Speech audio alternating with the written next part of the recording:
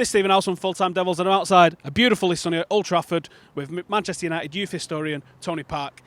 Tony, we're going to discuss who is the next big thing to come from the United youth team. Might be someone who's already made a debut, might be someone who's a couple of years away, but we've got some Ballon d'Or winners there. We've got the Trinity, we've got Ryan Giggs, we've got Paul Scholes, we've got Georgie Best. Who's the next player that's going to be the big thing that comes out of Manchester United's youth academy? Well, Stephen, when you say those names, it just they roll off the tongue and it just makes me drool. I'd love to say that I could see a James Wilson or a Pereira become a Ballon d'Or winner, and there's nothing to say that they can't.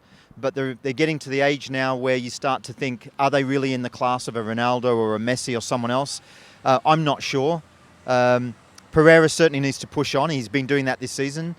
Wilson, I think, has got all the talent in the world. I think he's a natural goal scorer, one of the most natural goal scorers we've had at youth level for quite some years. But he's injury prone. He's always picking up knocks. He's always getting ankle injuries, and so he's in and out of the side. If he can stop that and get a role, is that possible? Maybe.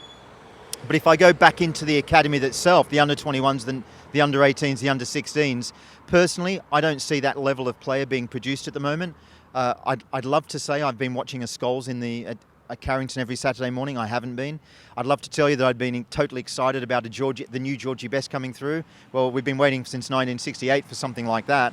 But I just think, as I said, there's probably a lack of genuine talent coming through at the club. They're all very nice footballers. They're all very comfortable on the ball.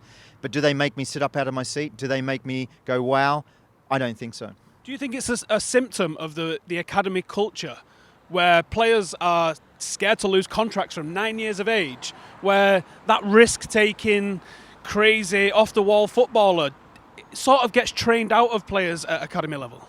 I think there's an element of that, and I certainly think that, if you watched academy football from 10 years ago, it was a very different type of game. You watch academy now, all the players are comfortable on the ball. All the players play the same type of football. So in some ways, it's very vanilla. You don't see a lot of standout players. At our club, I think someone like Marcus Rashford's got the X factor, Demi Mitchell's got the X factor, Callum Gribben's got the X factor, one or two others have got the X factor, and that makes them unpredictable. Januzaj, I think, had that X factor.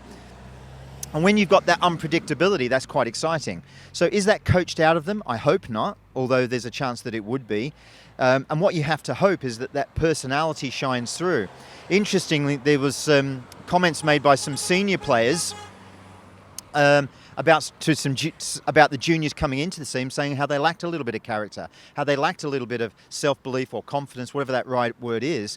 And I think that when you get a good footballer, even at a young age, they do have that something. They have that arrogance. They have that, and it is arrogance. It's more than just confidence. It's arrogance. It's they want the ball. They demand the ball. They're going to take risks. They will try to take too many men on. But then on the other occasions, they'll beat three men, put the ball in the back of the net, and everyone's clapping and everyone's going, "That's what I want to. That's why I pay my money to see football." Well, there's two players that spring to mind as you're talking about character, you're talking about X factor, and you're talking about unrivaled ability. And those two players are no longer at the club, and those two players was a midfield partnership, and that is Ravel Morrison and Paul Pogba. Now, that's two players whose career have gone in opposite directions, but they was very much equals when he was at Manchester United.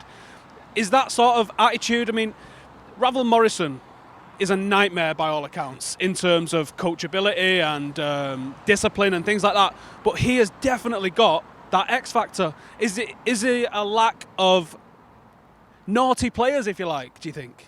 I'm not sure about naughty players. I'd have to say Ravel Morrison is the most talented footballer that I've seen play for Manchester United since Paul Scholes. Since Ryan Giggs, probably. Paul Scholes didn't have what Ryan Giggs had.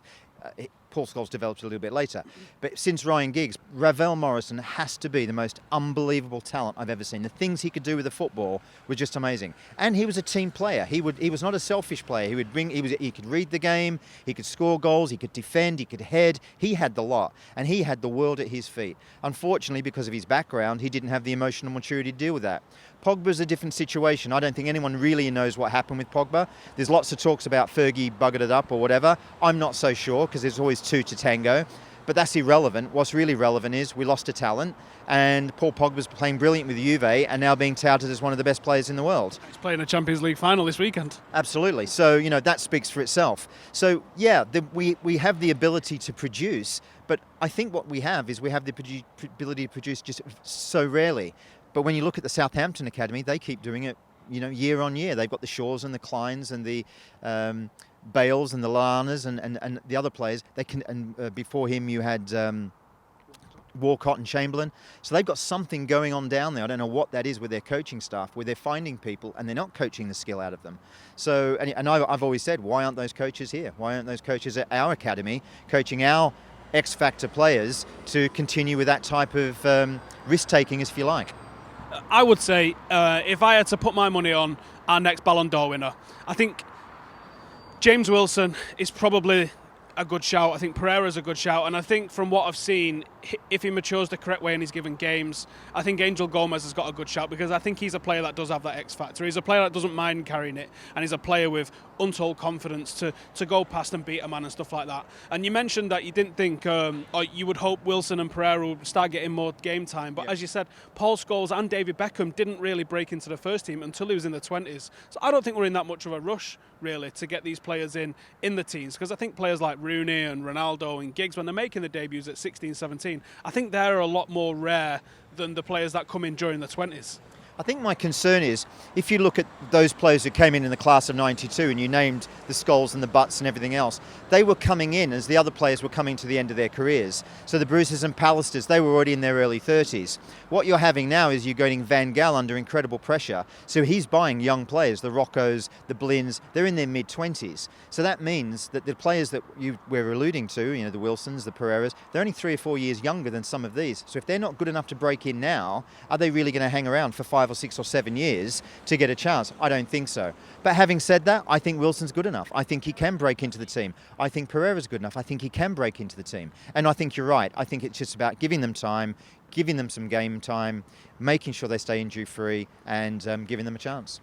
You only have to look at the careers that Fabio had versus Raphael, because he had Ever in front of him and he had an ageing Gary Neville coming in front of him. So game time is absolutely key to any sort of youth player's development. Well, thanks for that, Tony. You're welcome. Make sure you bang it in the comments. Who do you think is going to be the next player to have a statue outside Old Trafford coming through the academy? Who's our next Ballon d'Or winner? Who is the next Ronaldo? Who is the next Giggs? Who is the next Georgie Best? Stephen Howson and Tony Park from outside Old Trafford. Thanks very much.